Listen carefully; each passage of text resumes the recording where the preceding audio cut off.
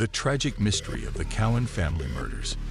I'm sorry the Cowen family didn't get justice, and I was part of the reason why.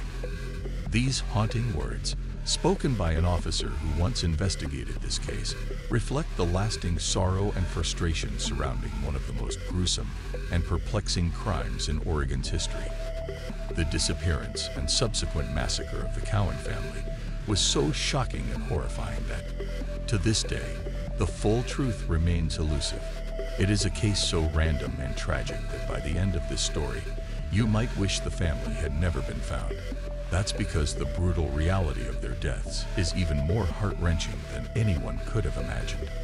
Richard Cowen, 28 years old, was a hard-working man who spent his days navigating Oregon's dense forests behind the wheel of a logging truck. His wife, Belinda, just 22 years old, was a devoted mother to their two young children. 5-year-old David was the lively and curious eldest child, while Melissa, only 5 months old, was their sweet and innocent baby girl. The family lived in White City, a quiet town in southern Oregon, where they led a modest but happy life. Like many families in the area, they often sought peace and respite in the nearby wilderness, a way to escape the daily grind and enjoy nature's beauty.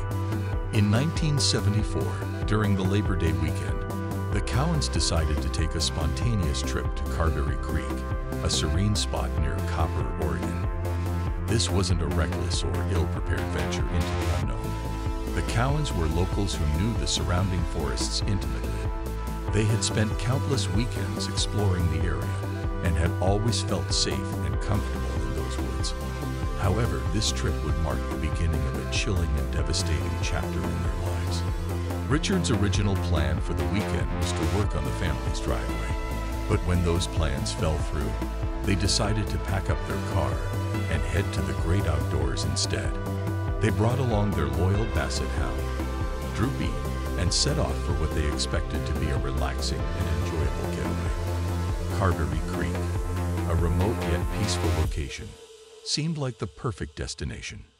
The nearby town of Copper, with its small cluster of houses and a general store, offered just enough civilization to make the area feel connected, though it would later vanish entirely when a dam project flooded the area in 1980. The family planned to camp for 2 nights, arriving on Friday and returning home Sunday after stopping by Belinda's mother's house in Copper for dinner. The weather couldn't have been better, sunny skies with not a single cloud in sight, adding to the anticipation of a lovely weekend. But the idyllic setting and perfect conditions would soon become the backdrop for an unspeakable tragedy. On Sunday morning, the day the family was supposed to return home, Richard and young David were seen at the Copper General Store around 9 a.m. They were there to pick up some milk and a few other camping supplies. Nothing seemed out of the ordinary at the time. They left the store and headed back toward their campsite. After that, no one saw or heard from the Cowens again. As hours passed and the family failed to show up at Belinda's mother's house for dinner, concern quickly turned to alarm. Belinda's mother, worried and unable to shake her growing unease, decided to drive to the Carberry Creek campsite to check on them. Upon arrival, she found their pickup truck parked right where they had left it. But the scene she encountered at the campsite was deeply unsettling. Everything seemed to be in place. The camping stove was set up. Belinda's purse and the truck keys were lying in plain sight, and even the half-full carton of milk Richard and David had purchased that morning sat on the picnic table. The discovery of Richard's wallet, which still contained $21, equivalent to about $135 today, alongside his prized Rolex wristwatch, only deepened the mystery. If this had been a robbery gone wrong, these valuable items would likely have been taken. Instead, they remained untouched, adding to the strangeness. The family's bathing suits were missing from their belongings, suggesting they might have planned a return trip to the nearby water. Belinda's mother spent time searching the area, calling out for the family, and checking the nearby river for any signs of them. But there was nothing. No tracks, no signs of struggle, no evidence to suggest what might have happened. It was as though the Cowens had simply vanished into thin air. Struck by a profound sense of dread, she returned home and immediately contacted the Jackson County Sheriff's Office. When law enforcement arrived at the scene, they found it just as Belinda's mother had described. The campsite was eerily intact, with no blood, no signs of violence, and no apparent reason for the family's disappearance. The situation was deeply unnerving, leaving everyone puzzled and on edge. Rumors began to swirl, some even attributing the disappearance to bizarre theories like a Bigfoot abduction, fueled by the mysterious circumstances and the isolation of the setting. The following morning, the situation took an even darker turn when Droopy, the family's basset hound, appeared alone at the Copper General Store, scratching at the door. The dog's return without the family confirmed everyone's worst fears. Something terrible had happened. The disappearance triggered one of the largest search efforts in Oregon's history. Helicopters equipped with infrared technology scanned the dense forests. Search dogs combed the area, and volunteers scoured the woods, caves, and waterways. Locals, hunters, and even casual hikers joined the effort. But despite their best attempts, no trace of the Cowen family was found. It was as if they had been swallowed by the wilderness itself. Meanwhile, law enforcement interviewed over 150 people, hoping to uncover even the smallest clue that could lead to answers. Yet despite these extensive efforts, investigators came up empty-handed. The lack of evidence only fueled the community's determination.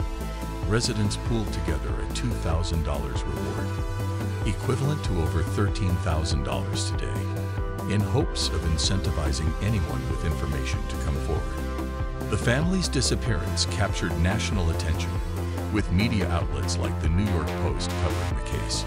Even Oregon Senator Mark Hatfield received over 200 letters urging him to involve the FBI. Unfortunately, these requests were denied, as there was no evidence to suggest that the family had been kidnapped or taken across state lines, criteria necessary for federal involvement. Months passed and the mystery deepened. The Cowen's fate became one of the most chilling enigmas in the state's history. Then, in April 1975, over 7 months after their disappearance, something was finally found. It was 2 young gold prospectors near Sturgis Fork, about 7 miles east of Carberry Creek, who stumbled upon a chilling discovery that would bring the mystery of the Cowen family's disappearance to its devastating conclusion. While combing the forest floor, they first noticed scattered bones. But as their eyes moved upward, they were met with a sight so macabre it left them frozen in terror. A skeleton bound to a tree. Surrounding the area, more bones were scattered across the forest floor, evidence that this had been a grisly crime scene for some time. Overwhelmed with fear, the men fled and immediately alerted the authorities. Law enforcement arrived swiftly, securing the area and beginning a meticulous investigation.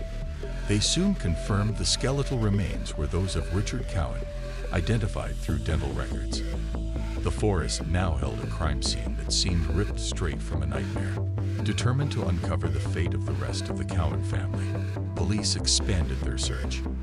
Not far from the tree where Richard's remains were found, they discovered a hidden cave concealed behind a pile of rocks. Carefully removing the obstruction, they entered the cave and encountered an even more horrifying sight: the remains of Belinda, David, and baby Melissa. At long last, the Cowen family had been found, but the manner of their deaths was more horrifying than anyone could have imagined. Forensic examinations revealed the appalling truth. Belinda and her son David had been shot in the head with a .22 caliber rifle. Baby Melissa, just 5 months old, had suffered fatal head injuries, likely caused by blunt force trauma. Richard's body showed no signs of gunshot wounds. Instead, it appeared he had been either stabbed or strangled, though it remained unclear whether his death occurred before or after the rest of his family. A theory briefly emerged suggesting Richard might have been responsible for the murders before taking his own life. However, this idea was quickly dismissed due to the sheer impossibility of tying himself to a tree. Additionally, the murder weapon, a rifle, was never recovered, further pointing to an external perpetrator. The evidence painted a chilling picture of a methodical and brutal killer, someone familiar with the area, and possibly with intimate knowledge of the wilderness. The timeline of events raised even more disturbing questions. Investigators learned that the area where the bodies were found had already been searched thoroughly just a week after the Cowens disappeared. A member of the original search team confirmed he had checked the exact location, including the cave, and found nothing at the time. This suggested a grim possibility. The Cowen family had been held captive elsewhere for about a week before being brought to this remote location and killed. The discovery of shell casings at the site indicated the murders likely occurred there, only after the initial search efforts had diminished. Investigators were desperate to gather any information from those who had been in the area at the time.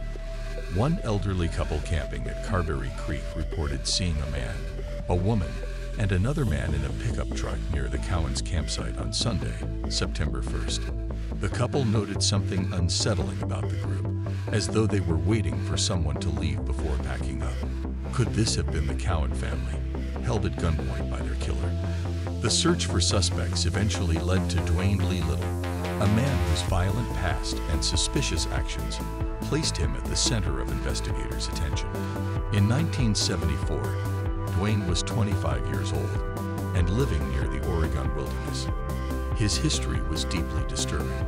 Just 4 months before the Cowens vanished, Dwayne had been released from prison after serving time for the brutal assault and murder of a teenage girl named Aura Faye Phipps. Dwayne had appeared to be a model citizen in his youth, charming, well-liked, even class president. But his dark side emerged when Aura disappeared during a horseback ride. Her body was later discovered, and Dwayne was convicted of her murder. After serving only 10 years of his sentence, he was paroled. Upon release, Dwayne moved to Medford, Oregon, just a short distance from the Cowens campsite. He was reportedly in Copper during Labor Day weekend, but when questioned by police, he denied any involvement with the Cowens. Suspicion intensified when Dwayne's ex-girlfriend revealed he owned a .22 caliber rifle, a weapon he was prohibited from possessing as a convicted felon. His refusal to take a polygraph test only added to the growing unease. Despite overwhelming circumstantial evidence, including testimony linking him to a truck matching the description of one seen near the Cowens campsite, no direct evidence tied Dwayne to the murders. Years later, while serving time for an unrelated crime, Dwayne reportedly confessed to his cellmate that he had killed the Cowens. However, this confession has never led to formal charges.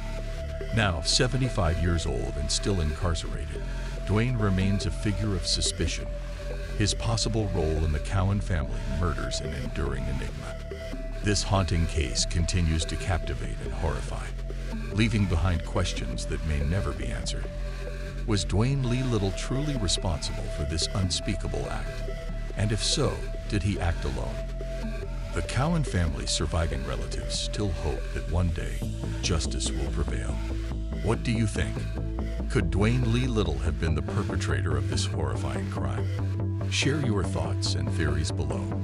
And don't forget to like and subscribe for more cases like this. Together, we can continue to shed light on the darkest mysteries of our time.